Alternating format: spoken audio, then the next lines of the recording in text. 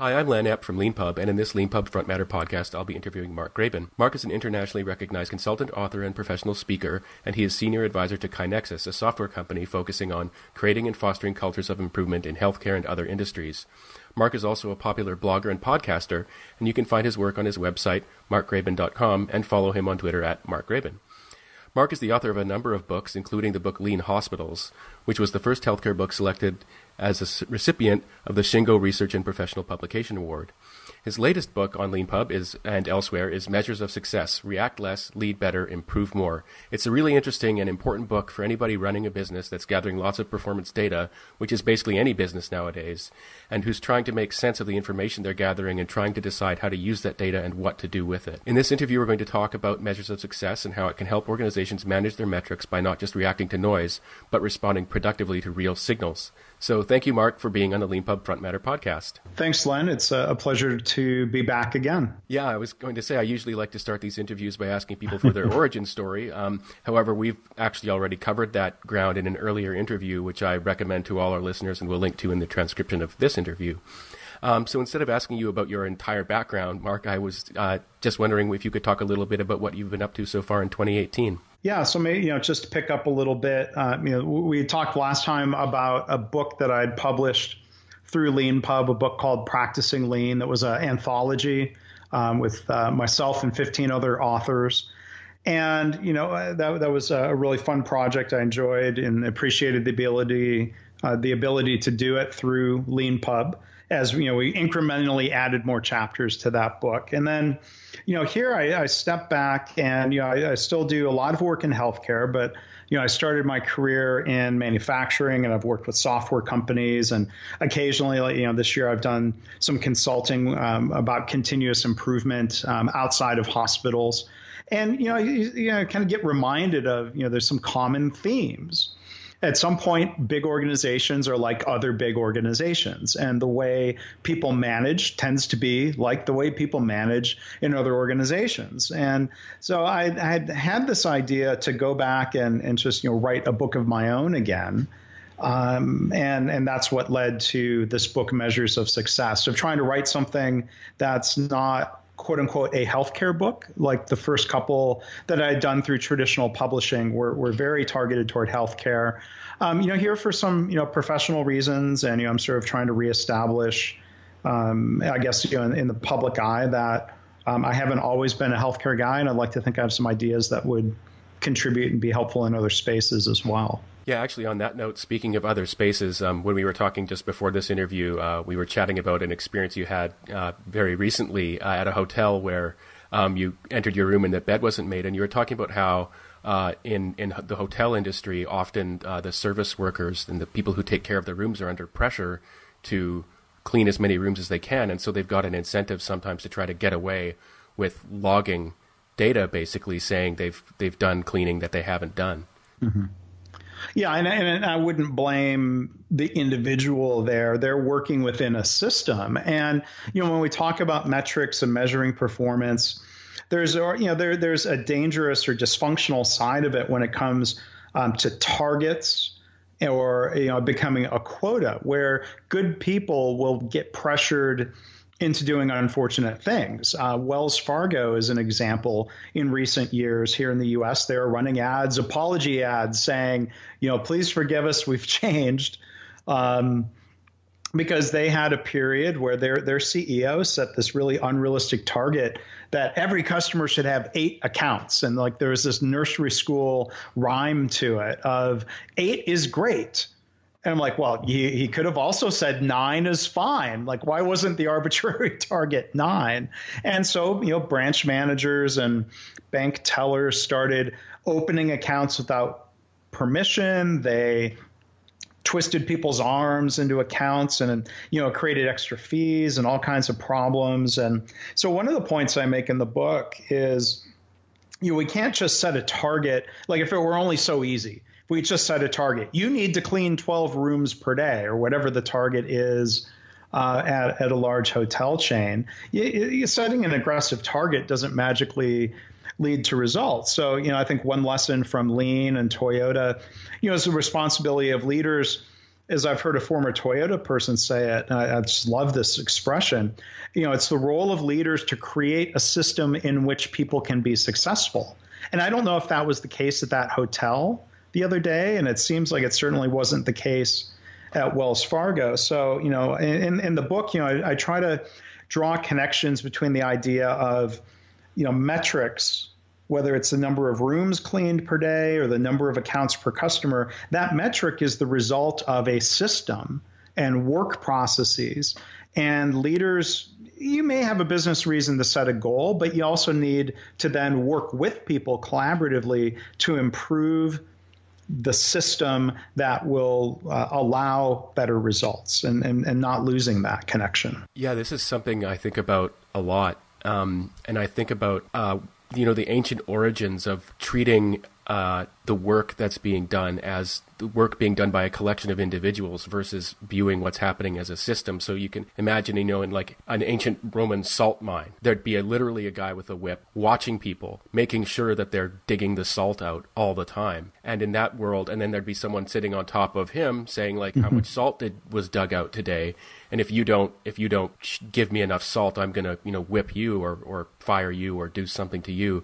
And there's a very deep thing in the view that people have of running businesses, which is like being paranoid about people being lazy, viewing, the idea that if work isn't a form of punishment, it's not real work. If you know what I mean. So that you see this manifest itself in various ways, like criticisms of Silicon Valley companies for being too cushy, or offering too many benefits to their workers or something like that. And there's a deep instinct, not just in managers, but also in workers, to think if it's easy, then it's not work, or if it's pleasant, then it's not work. I just wanted to ask you, how do you, in your work, how do you help bring managers out of that it's a bunch of people that I'm trying to put pressure on view to it's a system that I'm actually working with? Yeah, I mean, that's a really interesting question. And yeah, I mean, you bring to mind kind of the common expression of, people will say things like, well, they call it work for a reason. Or, things like that, like you said, implying that it's not supposed to be fun or be fulfilling, but people aspire to that. And there are examples of really successful companies that take a very different approach. There's a company in my home state of Michigan, Ann Arbor, Michigan, called Menlo Innovations, that does software. And Rich Sheridan, the CEO, president of that company, wrote a really great book called Joy Inc. And the word joy is very specifically part of, like, one of the quality gurus, late gurus I really admire, W. Edwards Deming, talked about how people really deserve to have pride and joy in their work. Those are two words he used. And, throughout my career, it's always been sad when people are not allowed to do quality work, when they're not allowed to have pride in their work. I saw this working at General Motors when managers would override the frontline workers who were trying to do the right thing for quality and for the customer. And the manager was more concerned about the production numbers. So, that was, decades of dysfunction there. And it's sad in healthcare when, people don't have enough time in the day to do the right work the right way. And I think that's where, the beauty of lean, whether it's in manufacturing or healthcare or in a startup, is that, for one, it's customer focused. Two, it's, there's this notion of respect for people. That it's respectful to create that environment in which people can be successful.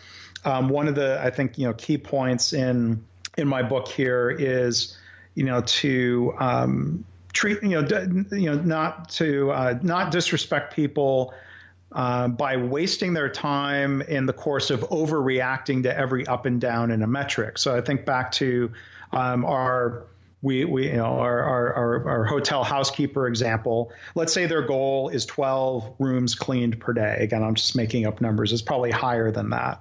But not every room is the same. There are some people, I'm sure, who make a huge mess, and there are some people's rooms are very easy to clean. So is a room in terms of being a unit of work? And, I think a fair, reasonable, respectful system would recognize sometimes people are going to be able to clean 13, and sometimes they might only be able to clean 10. And so how do you create teamwork structures where people can shift work? I see this in hospitals where, they try to assign patients to nurses in a way that evens out the workload. But again, not every patient requires the same amount of time. So instead of, micromanaging each individual's productivity number, you could probably create more of a self-managing, self-adjusting, self-healing system that allows people to work together as a team. And again, I think people generally take pride and joy in being able to work as part of a team. I think that's human nature as well. Yeah, I think this is probably related to a line I found in your book where you write, some of our common management practices as taught in business schools or passed down from generation to generation can actually interfere with improvement. Are you talking there partly about this idea of like just looking at a bunch of numbers and just trying to increase them or decrease them if they're measures of bad things? Is that? Yeah. I mean, I think that's I think one of the dysfunctions, because, in my book, I cite another great quality thinker, management thinker, Brian Joyner, who says, in some of his different books, that when management sets a target and puts pressure on people, there's three things that can happen. And two of these three things are bad. People can distort the system, they can distort the numbers, or they can actually improve the system. And so there's a time and a place for setting a challenging goal, but then you need to work with people to improve the system. If you're not doing that, you think of another example that was in the news in recent years, the VA. In the Veterans Health Administration, they set from DC a target that no patient should wait more than 14 days for an appointment. Now, it's a well-intended goal, but it was completely arbitrary. And the Office of Management and Budget, or whatever, the Office of the Inspector General, I get my acronyms wrong, a different part of the government did an analysis and said that goal was unrealistic. That was the word they used, unrealistic. So people were under that pressure, and all throughout the country, people distorted the system by basically creating a paper waiting list that was off the books, the waiting list to get onto the real waiting list. Or they would steer people towards dates far in the future that they didn't really want or maybe wasn't good for their health. Or sometimes people just literally fudge the numbers, or there's this wonderful Britishism, fiddling the figures.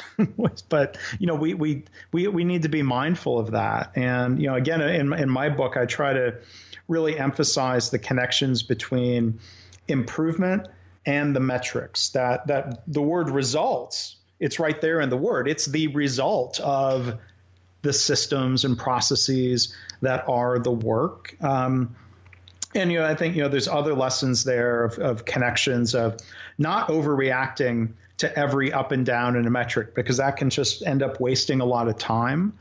And I think using statistics to really more definitively prove if we've improved or not. Like, there are many times you could cherry pick any two data points from a chart and prove improvement. But I think when you understand a few key statistical methods that aren't rocket science, you would look at a chart differently and say, well, looks like that metric's just fluctuating around a stable average, instead of doing the single data point before and after type comparison that we so often see in the news or in different workplaces. Yeah, I've got a couple of questions about that. But before I ask them, I wanted to talk about a sort of higher level theoretical kind of issue that your book grapples with, where in the foreword it's sort of mentioned by Donald Wheeler, where he talks about how there's a difference between the actual system, let's say our actual business, and the data that we're getting from it. And so one of the things is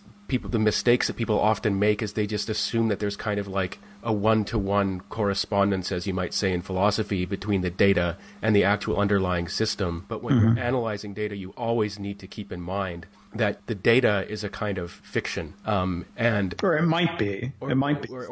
But it might be. But since it always might be, you always need to relate to it as though it is not necessarily in correspondence with reality. And what are some? I mean, I guess what I'm asking about is this is something I've encountered in my life where if you show people a chart, they automatically assume that this is reality, even if it's a projection out into the future. What can one do to help mitigate that issue where people kind of so easily sometimes conflate what the image that they see with the underlying reality? That's a really deep philosophical question. That's a good question. But I mean, so I think you tell me if this answers the question, if I'm thinking on this about this on the same wavelength. But there's a reality that the underlying. So I think one reality is that every system will produce varying results. The question is, how much do those results vary? And there's some statistical methods that, again, it's simple arithmetic to look at a baseline of data and say, okay, here is the range of expected variation for this metric. So that's a reality. Is it predictable within a range or not? Now, one of the realities that people might hope for or assume is that when the next day or the next week's metric is put up on a chart, and that point is better than the average and higher than any data point we've seen previously. And we see this in the news all the time. Oh, well, this is the highest number in the last 14 years. That doesn't mean that there's a reality that the underlying system has changed at all. It's possible, so this is where we need some statistical filters, as you said in your introduction, to filter out noise so we can identify signals. And like you said, Don Wheeler, who I admire greatly, I was thrilled that he wrote the foreword for the book.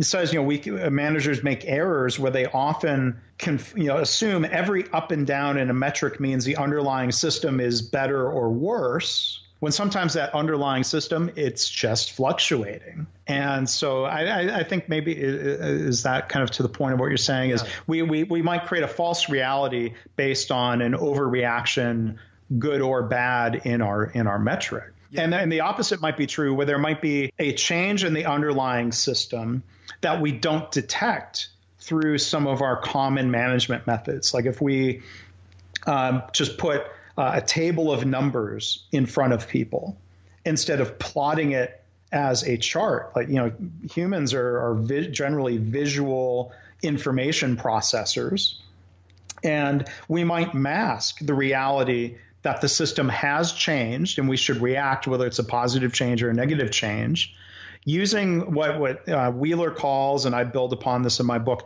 process behavior charts.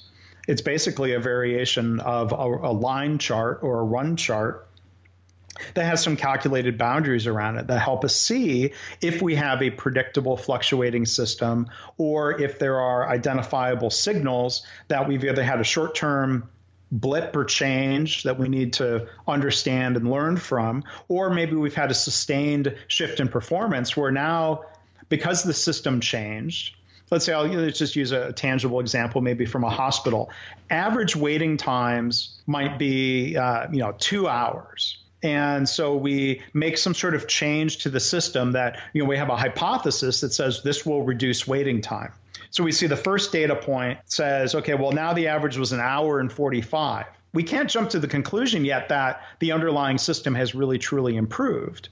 We have 3 rules of thumb that we can use, and I lay these out in the book. We need to look for sustained shifts. So if we found 8 data points below the old average, and now it's fluctuating around an average of 1.5 hours, we would say, all right, we actually improved that system. It's not fake news improvement. It's not fake improvement. It's real justifiable improvement. So there's kind of a subheading in my book of, are we trying to look at the data honestly, or are we fooling ourselves and just trying to declare victory? I think those are some of the things that I'm trying to help people avoid pitfalls and make better use of their metrics to really understand the truth or the reality of what's happening in their organization.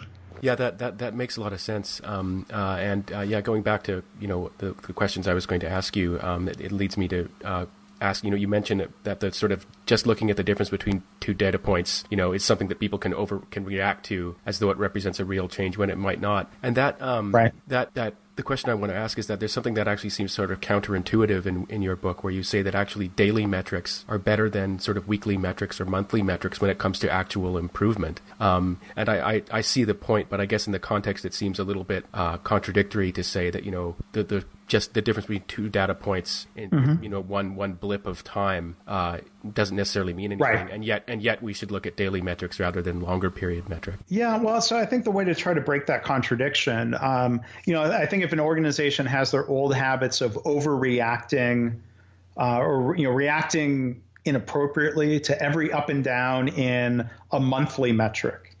Well, if you start tracking that metric weekly, you're just going to have 4 to 5 times the amount of overreaction. And a weekly metric is going to tend to have more variation from point to point than the monthly metric. And if we convert that to a daily metric, we don't want 30 times the overreaction, and a daily metric is going to tend to fluctuate more. But this is where the rules and the guidelines of process behavior charts help us prevent that overreaction to noise. So the what we call, these are calculated, we call natural process limits, kind of above and below the average, that tells us if this is a predictable system, the metric is going to fall between these two levels. Those limits are going to be relatively wider on a daily chart because there's more inherent day-to-day fluctuation. We calculate those limits based on some baseline data. There's a reason we call a chart like this the voice of the process. It's not what we hope the process is performing. That might be our goal or our target. But if we're looking for those 8 consecutive data points above or below the old average, when we have a daily metric, it only takes 8 days to sort of have some of that definitive proof that we have shifted the system. If I had a monthly metric, it would take me 8 months to prove a cause and effect system, significant shift in a system that's being reflected in performance. So, there may be cost, depending on the environment, some cost to gathering data and compiling a metric more frequently. So there may be some sort of sweet spot depending on the business. But the one trap that I see people falling into that really kind of triggered me, that motivated me to write the book is, people in healthcare generally, this might be in the practice of what they might call lean daily management as that becomes more popular in healthcare. They're tracking metrics more frequently and they're just overreacting more, or they're reacting based on rules of thumb that aren't really helpful. Like, well, if it's better than the target, that's green and we don't need to investigate. And if it's red, that's bad. We need to come up with an explanation. And a lot of metrics tend to just sort of fluctuate between red and green. And so you get this sort of, just this dysfunctional dance of, you have a bad day generated by, so the underlying system is performing predictably. It's giving you fluctuating results, and it's fluctuating between red and green, kind of 50-50 maybe. And this happens a lot when the goal is set really close to the average performance of the system. Right. Not every day can be better than average. And so when people overreact to the bad day, they ask people to do root cause analysis. They say, you need to do an A3. You need to explain that day. It's kabuki theater. It's the impression of responding.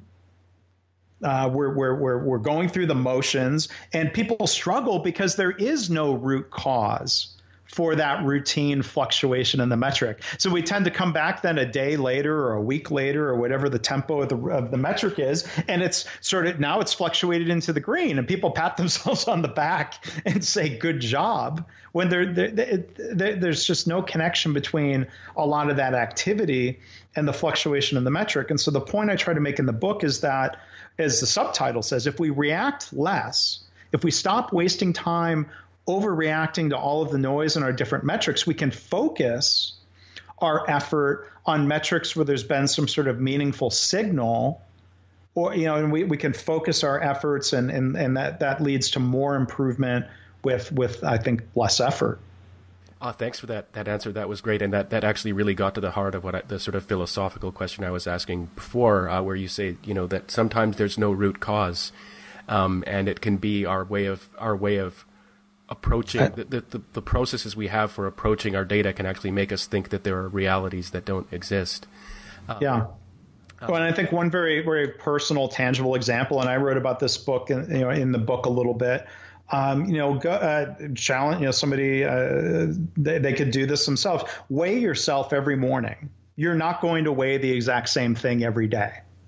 And it could be based on what you ate the day before, how much you ate, how much water you've had.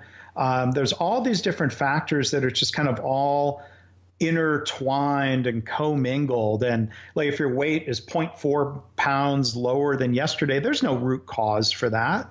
But now if you notice, well, my weight used to fluctuate around an average of 185. And now, there's been a bunch of data points, and now it seems to be fluctuating around an average of 190. Now you might say, well, okay, I've gained 5 pounds, as opposed to saying, well, I gained 0.4 pounds today. Well, that's kind of a meaningless comparison if it's just a matter of noise in a metric, and that could be, your own body weight. You've got a line in your book where you talk about how leaders should encourage people to collaborate, not compete.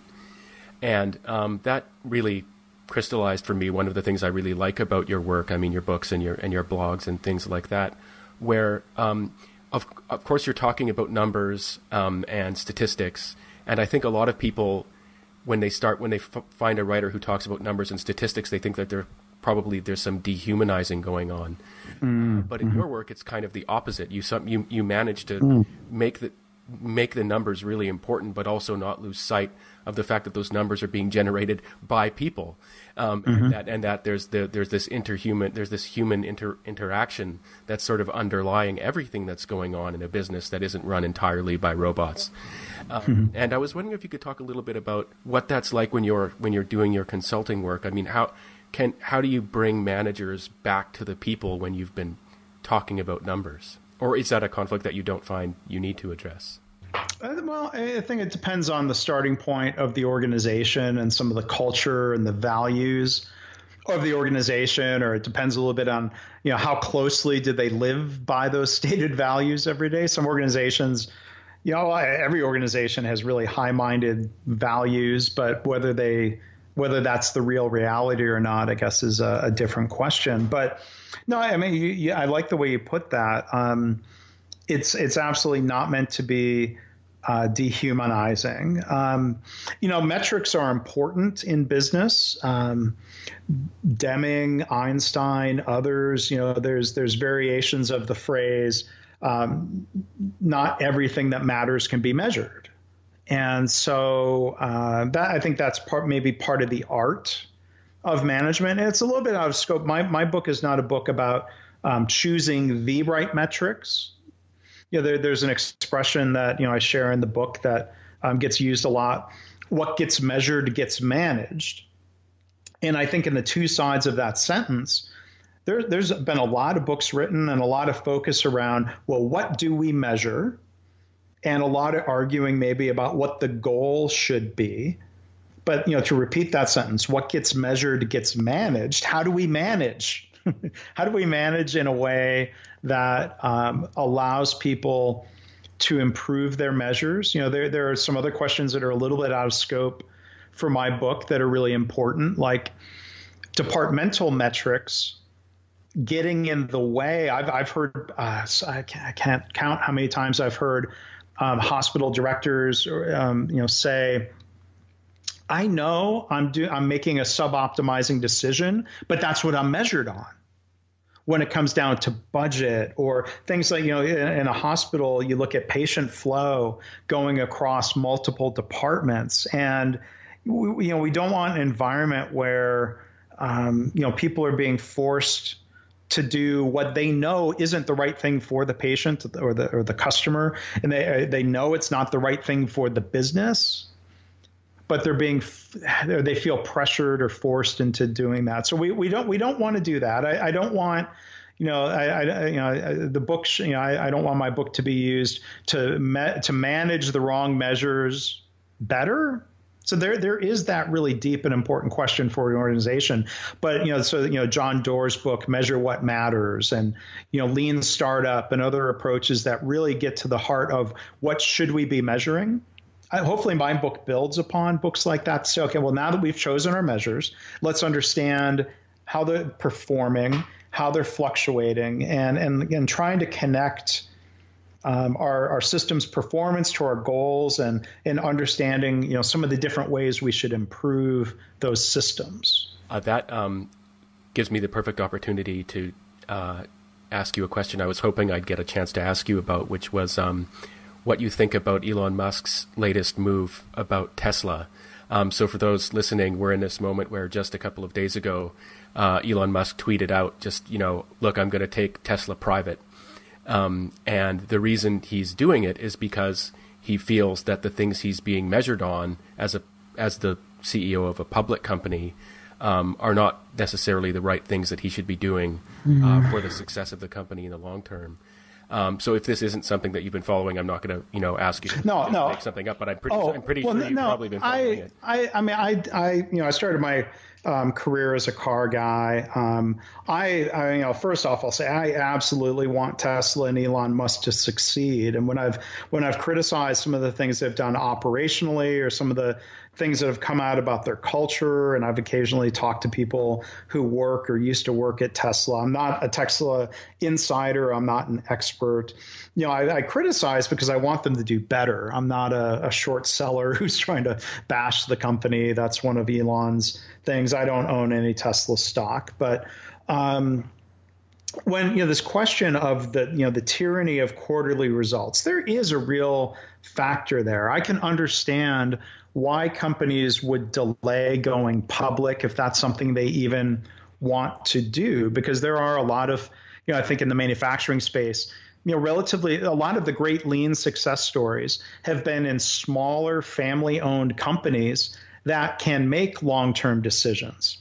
Point number 1 out of 14 points in the Toyota Way philosophy, I'd refer people to Jeffrey Liker's book, The Toyota Way. I'm paraphrasing it, but point 1 says, make decisions based on the long term, even at the expense of the short term.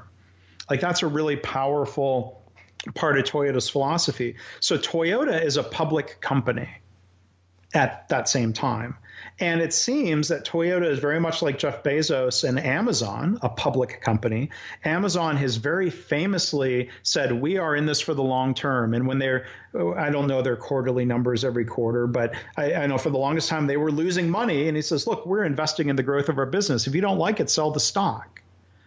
And so I wonder, if Elon could take a similar approach. Like, we're public, and articulate why you're making decisions for the long term, and tell people again, like, if you don't like it, sell the stock. Or, if people really don't like it, I don't know much about short selling and finance and all of that, but maybe he needs to just get off Twitter and just manage his business and let the stock price is a result of the way he's managing his system, right? Yeah, it's interesting you bring up Bezos there. That's, I think, very appropriate. He made a comment in a talk not too long ago saying, some stock analyst asked him, why are the numbers up what recent decisions have you made to improve the next quarter's performance? And he said, look, the next quarter's performance are based on decisions that we made 2 years ago. Right. Which was very clever. And it leads me to my next question, which is specifically about I think there's something about the car industry that's particularly driving Elon Musk's decision, because I read a fair amount of sort of car industry analysis from stock, sort of analysts, just as a hobby. And they just have a very particular culture about, like, ramp up the numbers for the next, and you brought this up earlier, ramp up the numbers for the next quarter, ramp up the numbers for the next quarter. And I wonder if maybe he can't take Bezos's approach just because of the very like arbitrary nature of the type of analysis that's done in the car industry. Yeah, I mean, it's a good question. I think some of these targets that he was being kind of held accountable to are arbitrary targets that he set. That's true. We're going to hit 5,000 a week by this date. That number 5,000 is arbitrary. The date is arbitrary. Now, they could be looking at a business plan and how they expect to grow revenue. A car factory is very high fixed cost. So there are reasons to scale faster than slower. But, I lost my train of thought on that. So I think part of the dynamic has been that Tesla pretty much has a monopoly on mid to high end electric vehicles. Like, my dad has a Chevy Bolt plug-in electric vehicle. It has the same range as a Tesla. It's not a attractive vehicle the way a Tesla is. I mean, it's kind of a competitor to that. Not really. The Nissan Leaf is, a very small, it's an economy car size. I don't think it has the range, but the competition's coming. Jaguar's coming to market, Audi, BMW, the others. They've got a window where, if they don't take advantage of that and become so synonymous with electric vehicles, it's possible they're the innovator who loses their window. I don't know. There are different reports, and Elon Musk yells fake news about, how many people are canceling their orders because they're impatient, or they can't get the mythological $35,000 Model 3 because they're not really building those. They've got to strike while, they've sort of had this monopoly that they need to take advantage of sooner than later, perhaps. Moving on to the next part of the interview, I wanted to ask you about the process you used for writing this book. You used a little bit more of a bring your own book method for this book on LeanPub, and I was wondering if you could just talk about your approach, because I know you put a lot of thought into it. Yeah. So when I've done, so I started with LeanPub, basically republishing collections of blog posts and podcast transcripts. Practicing Lean was the first sort of like original content into LeanPub. And I wrote that using the text editor Markdown format. There weren't many images or figures in that book. It was almost all text. So Markdown was brilliant to be able to just generate these different formats. With measures of success, with my new book, I should do the exact count. There are at least 100 different charts and figures in the book. And I know I could have managed that through Markdown, and technically that was possible. But part of my process, so I was definitely doing the incremental, the publish early, publish often approach. I published first earlier this year when it was just the first 3 chapters and the promise of the rest of the book to come. Classic LeanPub. But as I was writing and I was working with an editor, and I was also getting input from people I know. So like LeanPub, it's great to have the opportunity for somebody you don't know, discover the book and invite input and feedback from them. So honestly, that didn't really happen more than a couple of times where somebody would email me either because of a typo or something was unclear. So either way, that's helpful feedback. I basically wrote the book in Google Docs. So that was great for real-time collaborative editing with the contractor that I was working with to get input from others. And then I was outputting from Google Docs as a PDF. So then I was uploading that PDF into LeanPub under the Bring Your Own Book format. And then Google Docs also allows you to export the EPUB format, which I could then basically drag directly into LeanPub. And I was using a piece of free software called Calibre, I don't know how it's pronounced, to convert the EPUB to the Mobi Kindle format. So a couple of hoops to jump through, but again, there's the classic LeanPub functionality of adding a chapter, updating a chapter, fixing typos, and communicating updates to those early buyers, the ability to experiment with pricing. And I was fascinated. I think 4 of the first 5 people who bought the book voluntarily paid more than the suggested price.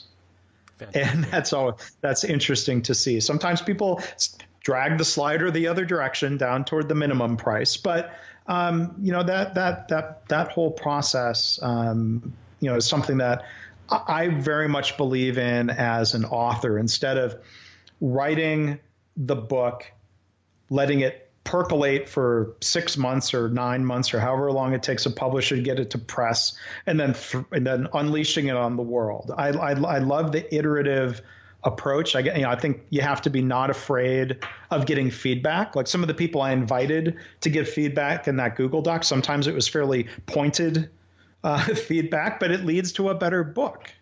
You don't want to get input from people who are just going to say, "Oh, that's great." I mean, that's like the trap of any entrepreneur. They tell you in, different startup classes, if you ask your friends or family about your business idea, most of them are going to tell you it's a great idea, but you want people to vote with their wallet. So this idea of minimum viable book or minimum viable product. If I had put those first 3 chapters out there and nobody ever clicked buy, I would have had to do some soul searching about is this even a book worth finishing? And I think that's what makes LeanPub very much like lean startup approach. That was a little bit about some of the process and some of the ins and outs of using LeanPub a little differently this time. Yeah, thanks very much for that really great description. I'm really interested in what you said about using Google Docs, not only to produce the book files that you needed, but actually as a way of getting feedback. Because although we've got forums and LeanPub authors have always used the email, the author feature, and things like that, or just giving out their email addresses, being able to use Google Docs to coordinate feedback and still use LeanPub is something that is really interesting. Well, thanks a lot, Mark, for taking the time to do this. I really appreciate it. Sure. It was really fun, and thanks for asking the questions about my personal interests, which I really appreciate. Yeah, that's all right. To be given your expertise in these areas. Thanks very much. Congratulations on completing the book, and best wishes for its success. Thank you. All right. Thanks, Len. Thanks to everybody at LeanPub. I appreciate it. Thanks.